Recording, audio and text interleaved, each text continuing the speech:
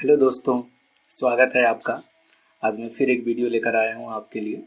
आज हमारा जो वीडियो है वो किस पर है, पार्ट ऑफ कंप्यूटर। आज हम लोग पढ़ेंगे कंप्यूटर के कितने पार्ट होते हैं। ठीक है, इससे पहले हम लोगों ने पढ़ लिया है what is computer, history of computer, generation of computer and types of computer. आज हम लोग पढ़ेंगे पार्ट्स ऑफ कंप्यूटर। तो चलिए देखते हैं।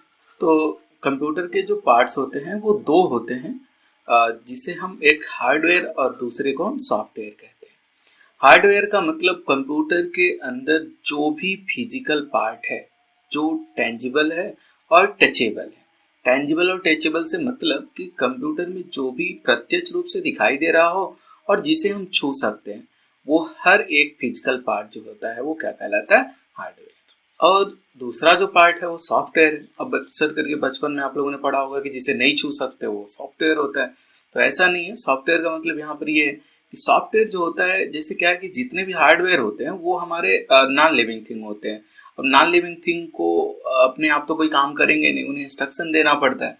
तो उन्हीं इंस्ट्रक्शन के सेट को, एक ऑर्गेनाइज इंस्ट्रक्शन के सेट को हम सॉफ्टवेयर कहते हैं, जिस सेट के द्वारा कंप्यूटर को इंस्ट्रक्ट किया जाता है कि कंप्यूटर क्या करे और कैसे करे। तो एक लाइन में कहें तो हार्डवेयर की डेफिनेशन ये होगी कि any physical part of computer that are touchable और tangible is known as hardware.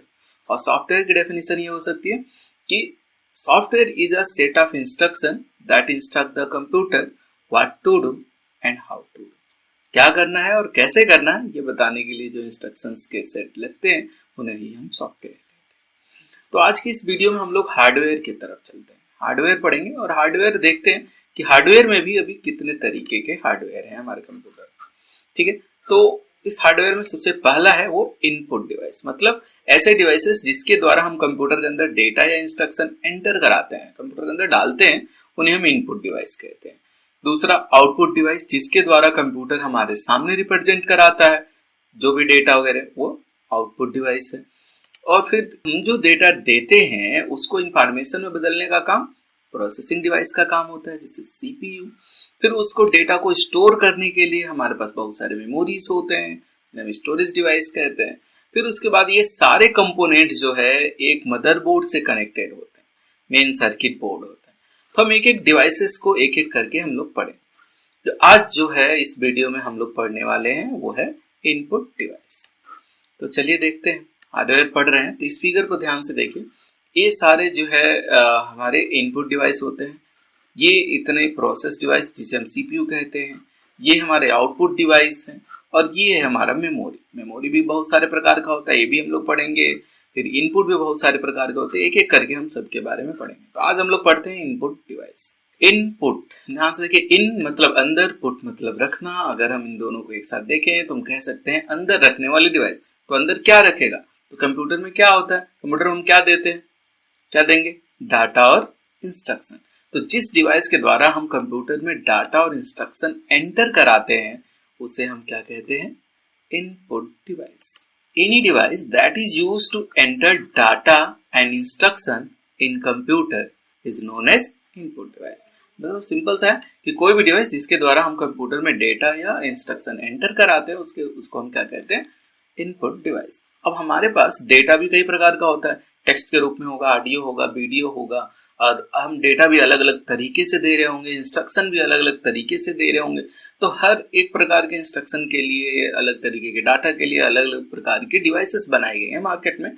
तो ये हमने सामने कुछ रखा है आपके लिए, लगभग 18 है। इन सबको एक एक करके हम लोग पढ़ेंगे। ठीक है, थोड़ा थोड़ा इसके बारे में ओवरव्यू लेते हैं।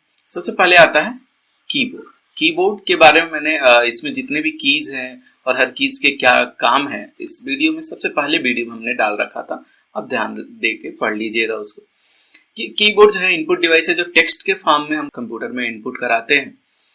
कीबोर्ड एक स्टैंडर्ड इनपुट डिवाइस कहा जाता है क्योंकि ये लगभग कंप्यूटर में होना ही चाहिए। बाकी सारे इनपुट डिवाइसेस जो है हम जरूरत के हिसाब से लगाते हैं, लेकिन कीबोर्ड जैसे लगता है कि होना ही चाहिए। ऐसा नहीं कि नहीं होगा तो कंप्यूटर नहीं चलेगा, माउस से भी चलेगा। लेकिन प्रॉब्लम ये है कि थोड़ा सा आपको दिक्कतें हो सकती हैं। माउस जो होता है, ये आपके सामने जो दिख रहा होगा, ये पॉइंटिंग डिवाइस है। पॉइंटिंग डिवाइस का मतलब क्या होता है, पॉइंटिंग डिवाइस से मतलब ये कि ऐसे डिवाइस जो कंप्यूटर में कंट्रोल करते हैं पॉइंटर को स्क्रीन पे पॉइंटर को। अब जैसे देखिए मैं इसके सामने ये जो बना रहा हूँ कोई शेप वगैरह, ये किसके द्वारा हो रहा है, माउस के द्वारा। तो ये जो पॉइंटर है इसको पॉइंट कर रहा है और इसको कंट्रोल कर रहा है ये पॉइंटिंग डिवाइस माउस। ठीक है, तो माउस भी कई तरीके के होते थे। शुरू में जब आता था तो मैकेनिकल होता था, उसके नीचे बॉल लगा रहता था।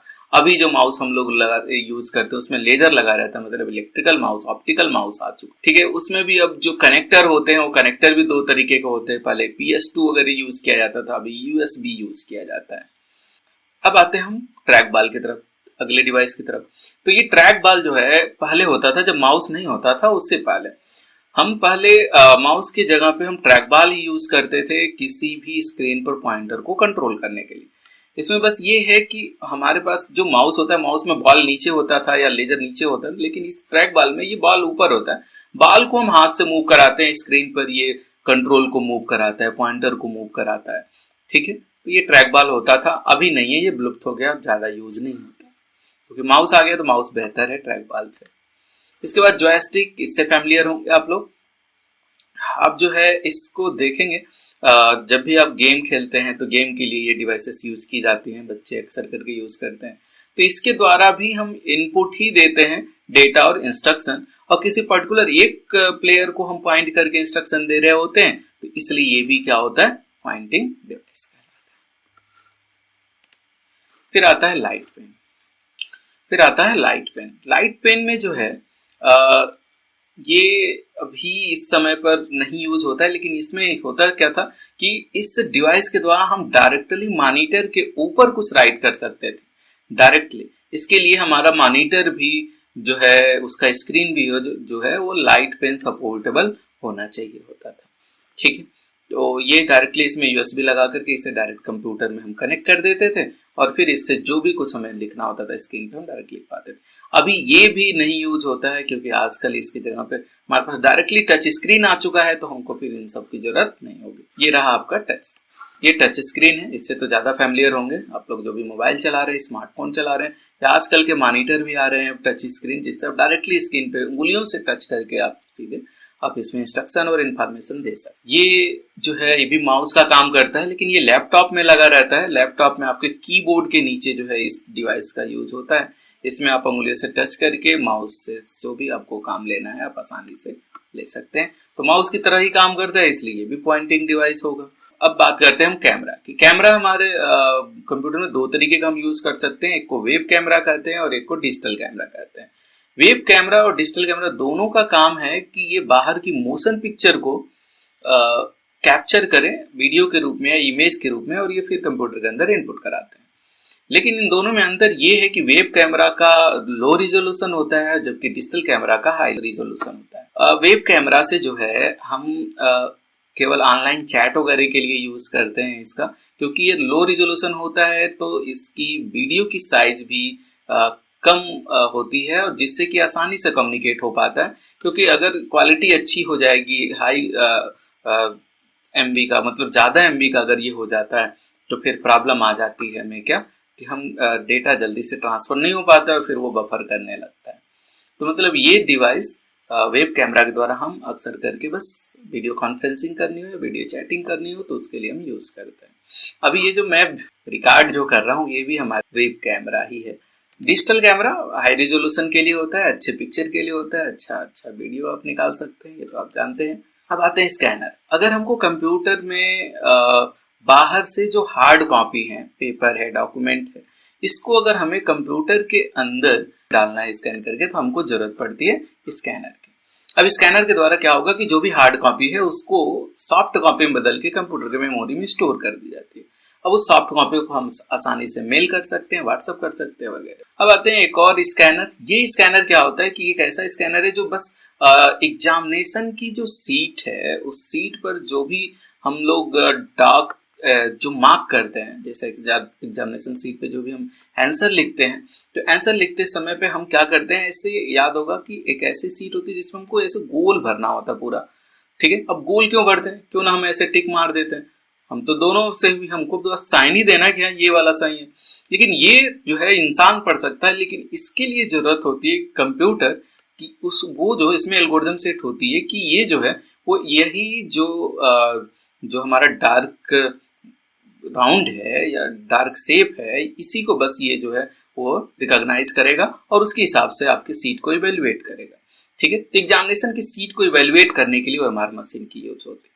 ठीक है, अब उसमें मास्टर कॉपी रहता है और बाहर से आप जो है जो भी आपकी सीट होती है उससे और मास्टर कॉपी से मैच होता है, एक बार में ही आपका पूरा का पूरा सीट जांच हो जाती है।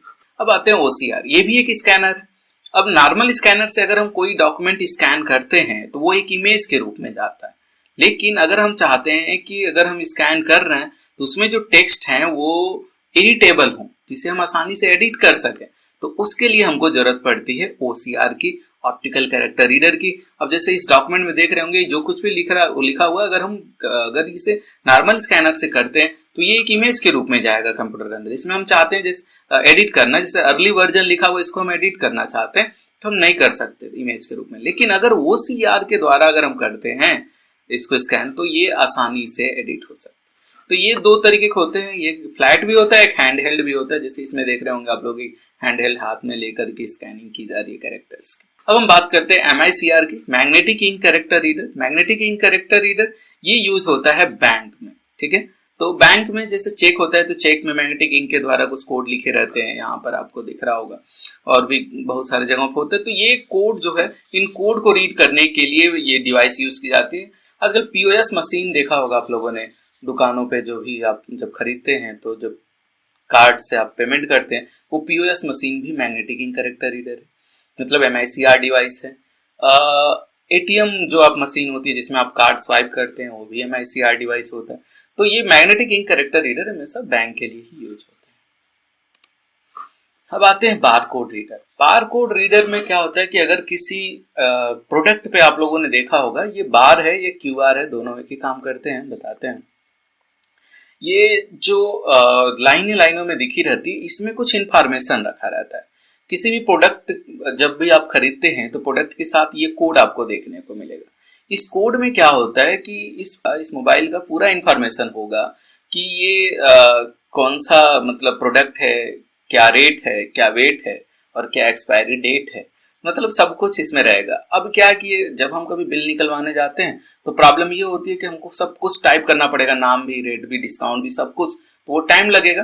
तो वो सारी इंफॉर्मेशन अगर इसमें पड़ी हुई है तो एक सिंगल क्लिक से हम उसमें आसानी से हम क्या कर सकते हैं, ये पूरा इंफॉर्मेशन कंप्यूटर के अंदर डाल सकते हैं। तो आजकल QR कोड भी यूज हो रहा है। QR कोड से जो है भी हम प्रोडक्ट की इंफॉर्मेशन डाल सकते हैं, लेकिन इसमें फीचर ये है कि ये हम नॉर्मल मोबाइल से भी स्कैन कर सकते हैं। आजकल देखे होंगे आप लोग पेटीएम वगैरह का QR कोड या जो भी पेमेंट वगैरह का सिस्टम होता है तो उसमें हम QR कोड का यूज करते हैं। ठीक, अब आता है ग्राफिकल टैबलेट। तो ग्राफिकल टैबलेट जो है यूज होता है हमें स्केचिंग वगैरह के लिए या ड्राइंग के लिए हमको जरूरत पड़ती है। तो इसमें क्या हो कि अगर जैसे कि अगर मैं देखिए अब माउस में चला रहा हूँ, अगर मैं कुछ बनाना चाहूँ तो अगर मैं जैसे मान लीजिए ये मैं ड्रा कर रहा हूँ तो इस ड्रा करने में क्या है कि थोड़ा माउस का कंट्रोल आप पर उतना नहीं होगा जितना आप डायरेक्टली पेन को कंट्रोल कर पाते हैं कॉपी पर या पेज पर, तो कंट्रोल कर पाते हैं, इसलिए आप अच्छा से ड्रा कर पाते हैं। अब हाथ जो है कंट्रोल में नहीं होता है तो इसलिए जो है आप जो है सही से कुछ ड्रा नहीं कर पाते हैं। अब जैसे देखिए मैं एक गुलाब फूल बना रहा हूँ, कितना भद्दा सा बना है। तो अगर ये पेन होता या पेंसिल होता है और जिससे हम डायरेक्टली अगर कॉपी पे बनाते तो कुछ बेहतर बनता। तो अब क्या है कि हम माउस से कोई ड्राइंग कर नहीं पाएंगे। अगर माउस से ड्राइंग नहीं कर पा रहे हैं अच्छा सा तो हमको जरूरत पड़ेगी क्या कि कोई ऐसी डिवाइस बनाए जिससे पेन से डायरेक्टली उस पर हम बनाएं, तो फिर वो आसानी से वो स्क्रीन पे वो ड्रा हो जाए। तो इसके लिए ग्राफिकल टैबलेट यूज होता है। तो ये देखिए नॉर्मल टैबलेट जैसा है, लेकिन इसमें जो है ये देखिए अलग से इसका पेन है और उस पेन के द्वारा हम आसानी से इस पे कुछ भी ड्रा कर पाते हैं। ठीक है, ये गुलाब अच्छा है बन गया वैसे। चलिए आगे देखते हैं। अब आते हैं हम बायोमेट्रिक डिवाइस की तरफ। बायोमेट्रिक डिवाइस आजकल प्रचलन में है ये डिवाइसेस। इन डिवाइस के द्वारा नाम से पता चला बायोमेट्रिक मतलब आपके शरीर से रिलेटेड स्कैनिंग, इसके द्वारा शरीर की जो भी इंफॉर्मेशन उसे कंप्यूटर के अंदर डालना हो तो हम बायोमेट्रिक डिवाइस यूज करते हैं। आजकल आधार कार्ड वगैरह बनवाए होंगे तो आप लोग देखे होंगे कि आपने रेटिना स्कैन कराया था, थंब इंप्रेशन दिया था और फिंगर के भी इंप्रेशन दिया था।